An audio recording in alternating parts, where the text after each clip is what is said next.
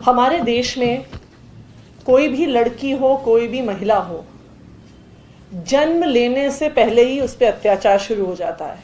ये हमारे देश की सच्चाई है। हमारी बेटियां पैदा होने से पहले ही मारी जाती हैं। छोटी छोटी बच्चियों के साथ बलात्कार होता है।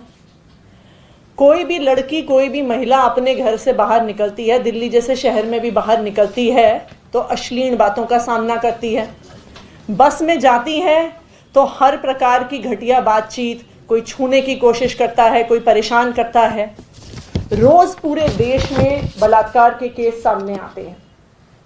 तो अगर किसी भी महिला के साथ, किसी भी लड़की के साथ अत्याचार होता है तो वो कहाँ जाएगी? वो पुलिस के पास जाने का सोचती है। हमने हाथरस वाले केस में देख लिया कि जब पुलिस के पास जाते हैं तो क्या होता है। हमने देख लिया कि वहां पे एफआईआर नहीं फाइल होता। हमने देख लिया अलग अलग केसेस में कि जो लड़कियां एफआईआर फाइल करने जाती हैं उन्हीं से कितनी भद्दगी से बात करी जाती है पुलिस द्वारा। हमने देख लिया कि क्राइम्स अगेंस्ट विमेन के आईपीसी में नहीं वहां पे केस रजिस्टर होता। क्या वो लड़कियां नेताओं के पास जाएंगी? भाजपा के नेताओं ने तो देश को बता दिया कि बेटी बचाओ एक स्लोगन नहीं था, एक चेतावनी थी कि अपनी बेटियों को नेताओं से बचाओ। भाजपा की अगर आप लिस्ट निकालें जो नेता हैं जिनके खिलाफ आरोप हैं, वो लिस्ट ही प्रिंट करने में पन्ने दर पन्ने चली जाती है। चाहे वो कुलदीप सिंह सेंगर हो, चाहे वो चिन्मयानंद हो, चाहे भोजपाल सिंह हो, चाहे विजय जॉली हो, मतलब ये लिस्ट ही 4 पन्ने की प्रिंट हुई आखिर करके। और ये जब हम क्रोनोलॉजिकली प्रिंट कर रहे थे तो 2010 पे रुकना पड़ा क्योंकि तब तक 5 पन्ने निकल चुके थे।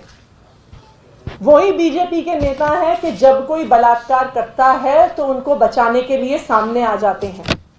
जब कठुआ में रेप हुआ, एक 8 साल की बच्ची के साथ हुआ, तो बलात्कारी को बचाने के लिए भाजपा के नेता सामने आए।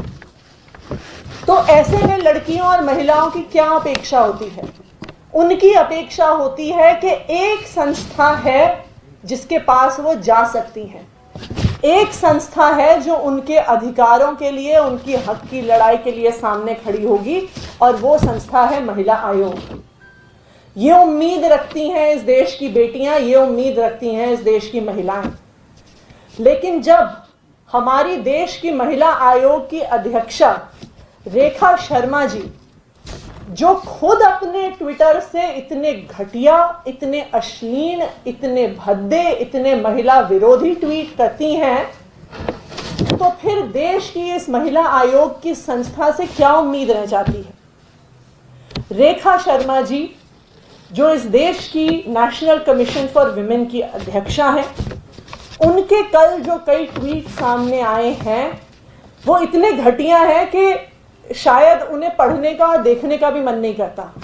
लेकिन आज इन ट्वीट्स को इस देश के सामने, और जो कल ट्विटर पे भी सामने आए, लेकिन फिर से एक बारी आप लोगों के सामने मैं रखना चाहूँगी कि किस तरह से ये आखिरी इंस्टीट्यूशन जो महिला आयोग है, जो महिलाओं के हक की लड़ाई के लिए, महिलाओं के साथ जो अत्याचार होता है वहाँ पे न्याय के लिए जब लड़कियां और महिलाएं जाती हैं, उस संस्था की अध्यक्षा ऐसी बातें करती हैं। और मैं कुछ ट्वीट्स इसमें से पढ़ के सुनाऊंगी।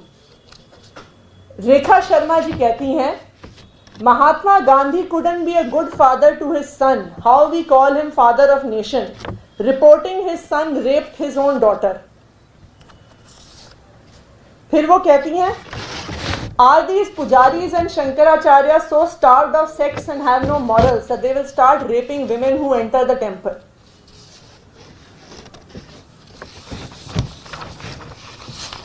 वो हमारे देश के एक पहले प्रधानमंत्री जवाहरलाल नेहरू जी की ऑब्वियसली एक फोटोशॉप्ड फोटोग्राफ ट्वीट करके कहती हैं, Rahul Gandhi, what was your father doing with these dancers when India didn't even start to breathe on its own. एक और ट्वीट में, जब हमारे देश के शायद तब 2013 की बात है, अब जो प्रधानमंत्री हैं नरेंद्र मोदी जी, उन्होंने सोनिया गांधी जी के स्वास्थ्य को लेकर ट्वीट किया कि उनको एम्बुलेंस में लेके जाना चाहिए था अस्पताल। तो रेखा शर्मा जी कहती हैं, Narendra Modi ji, considering her mental health she should be taken to a mental asylum.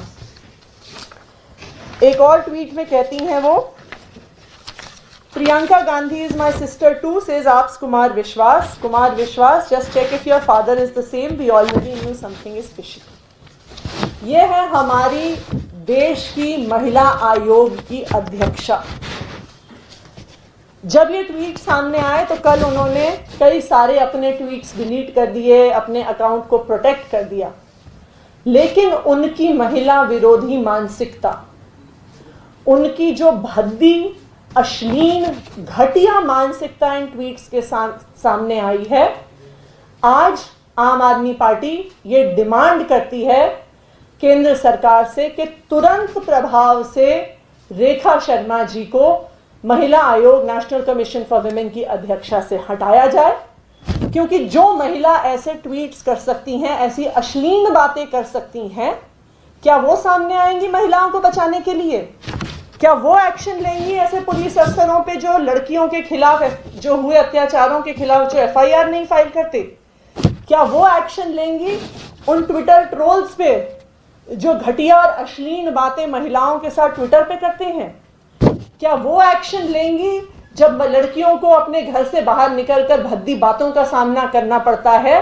क्या वो एक्शन लेंगी बलात्कारियों के खिलाफ जो खुद अश्लील और घटिया और महिला विरोधी मानसिकता रखती हैं?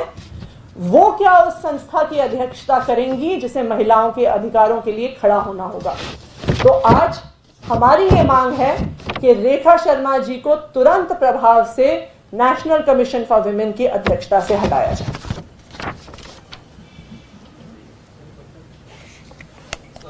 लेकिन रेखा जी ने ट्वीट करके अभी कहा है कि I have protected my tweets, I have reached out to the platform to the investigation some unauthorised tweets made from my account. Mohit ji, ये हम बात बिल्कुल मान लेते कि अगर अनऑथराइज्ड ट्वीट्स कल हुए होते, परसों हुए होते, तो उन्हें लगता कि हैक हो गया।